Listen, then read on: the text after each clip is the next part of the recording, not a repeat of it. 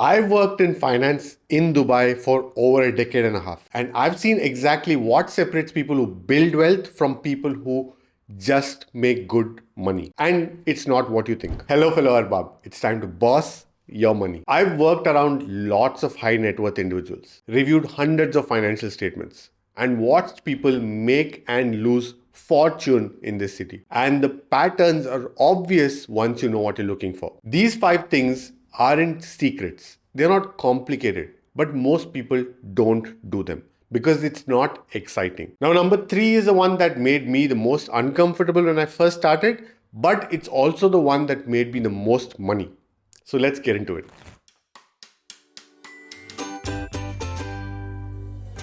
Rich people don't budget the way normal people budget. Normal people, it goes salary comes in, pay your bills, buy stuff, save whatever's left over, which is usually nothing. Rich people, salary comes in, first automatically savings and investments happen. Live on what's left. It's called reverse budgeting. And it's the single most important wealth building habit you can develop. Here's why it works. You will always spend what's in your account. Always. If you have 15,000 sitting there, you will find a way to spend 15,000. A new phone, dinner at Zuma, weekend in Oman, whatever. But if that 15,000 becomes 12,000 on the day because 3,000 automatically moved to investments, you will live on 12,000.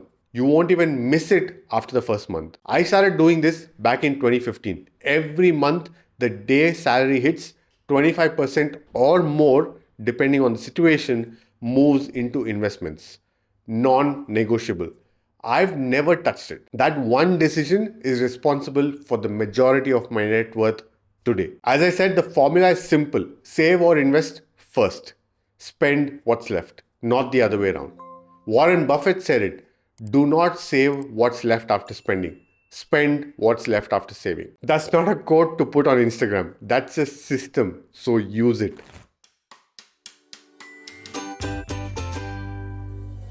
Here's something I see all the time. Someone makes 30,000 dirhams a month and thinks they need to save 5,000 to be good. Then they get a raise to 40,000. Great, but they're still saving 5,000. Rich people don't think like that. Think in percentages. If you're saving 20% at 30,000 salary, that's 6,000 dirhams. So now you should be saving 20% at 40,000 dirham salary as well, which is 8,000 dirhams. Your saving should scale with your income. This is called lifestyle inflation management.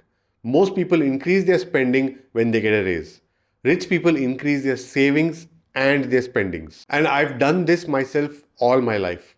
Not only was I making sure that I saved and invested 20% of my income, but as I got my raises, not only did I increase the value of my savings and investments at 20%, but I also increased my percentage because I could now afford to live on a lower percentage. So I increased my percentage from 20% to 22% to 25%, and now I'm doing about 27.5%. Because here's the thing, if you can't build wealth on 40,000 dirham salary a month, you won't build wealth at 100,000 dirhams a month. But also the flip is true. If you can build wealth at 40,000 dirhams a month, you can also build wealth with 8,000 dirhams a month. The problem is never income. It's the system. Think in percentages. Scale your savings with your income. This is non-negotiable if you actually want to build wealth.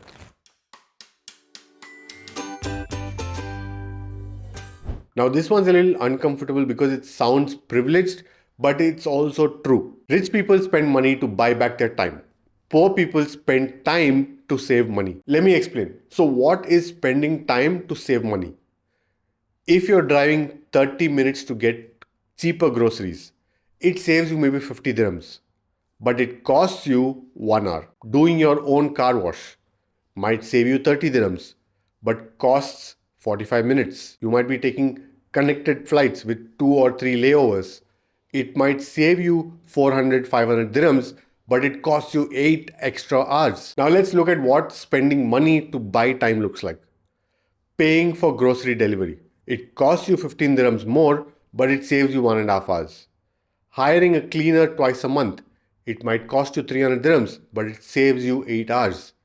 Taking a direct flight, like I said, saves 8 hours, but you'll be spending that extra 400 or 500 dirhams. Here's the calculation rich people make. What's my time worth per hour? If you make 30,000 dirhams a month, working 160 hours, your time is worth 187 dirhams per hour. If you're driving across Dubai to save 50 dirhams and takes you an hour, you've lost money. You could have used that hour to upskill, invest in a side project, or literally just rest to perform better at your actual job. Now, I'm not saying outsource everything and live like a king. I'm saying be strategic about where you spend your time versus money. I started using grocery deliveries in 2020 during the pandemic, but haven't looked back since because I realized how much time I'm saving by doing this and how much extra I can do with that time. Costs me about 60 bucks extra a month, but saves me 6 hours. That's 72 hours per year. That's 3 full days. I use those hours for literally anything that actually makes me money or improve my life. The rule is simple. If you can pay someone less than your hourly rate to do something you don't want to do, and you'll use that time for something valuable, then do it. This is how wealth compounds. Time spent learning compounds. Time spent building compounds. Time spent at Carrefour does not.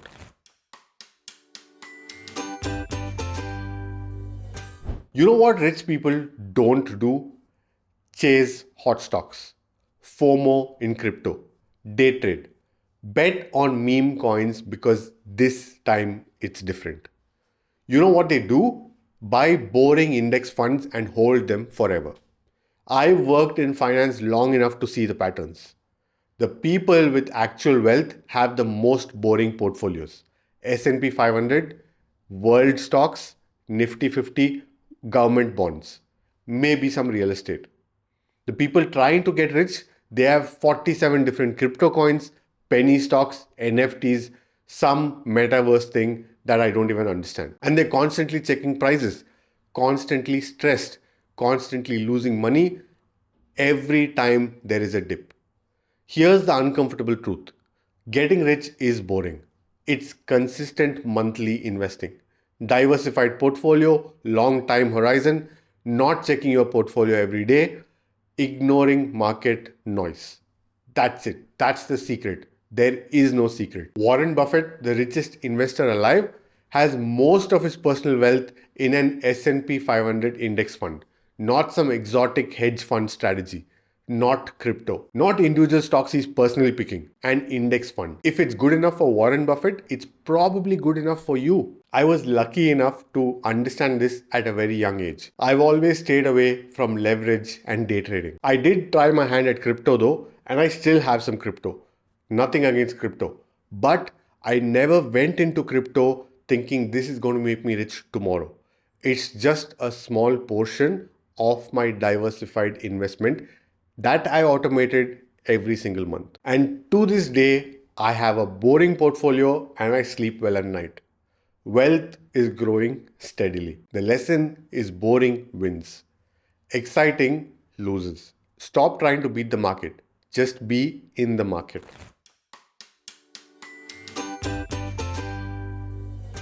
Now, this might be the most important. Rich people don't set it and forget it. They review constantly, not obsessively, not daily, but regularly. Every quarter, they sit down and check. Did my net worth go up? Am I hitting my savings rate percentage target? Is my investment allocation still correct? Or did something drift? Is any category of my expense ballooning? Am I on track for my 1 year, 5 year, and 10-year target goals? That's it. 1 hour, 4 times a year. 4 hours that determine whether you're on track or drifting. Most people avoid this because they don't want to face reality. If I don't look at it, I don't have to deal with it. But here's the thing, not looking at it doesn't make problems disappear. it makes them worse because their problems are still brewing in the background and you only realize it when shit hits the fan. Rich people do the opposite. They look constantly because you can't fix what you don't see. By looking at it and figuring out a problem early, you have time to adjust and fix it before it gets too real. I review my finances the last Sunday of every quarter over breakfast. I know exactly where I stand. If something's off track, I adjust. If something's ahead, I celebrate and maybe allocate more. This habit, just this one habit, has saved me thousands in wasteful spending, caught problems before they became disasters, and kept me accountable to my own goals. The rule is simple: review quarterly, adjust as needed, and stay on track. You don't need to be a finance expert. You just need to show up 4 times a year and pay attention. Look, none of this is revolutionary. I know this. Pay yourself first. Think in percentages. Buy back your time. Invest in boring things. Review regularly. But here's the reality: most people won't do it. Not because it's hard, maybe not even because they don't know it, but because it's boring. It's not sexy. It's not exciting. Maybe it's even a little scary. There's no dopamine hit. But you know what is exciting? Looking at your net worth 10 years from now and realizing you're financially independent because you did the boring things consistently. That's the difference. Rich people do boring things that work. Everyone else chases exciting things that don't. Everyone else is chasing that, you know what, do this so you can have $2 million tomorrow. That doesn't work. It's your choice. If you haven't checked out my video on what to do in the first week of January to set up your entire year, go watch that next. That's the perfect complement to this video. Yallah Arbab. Now go boss your money.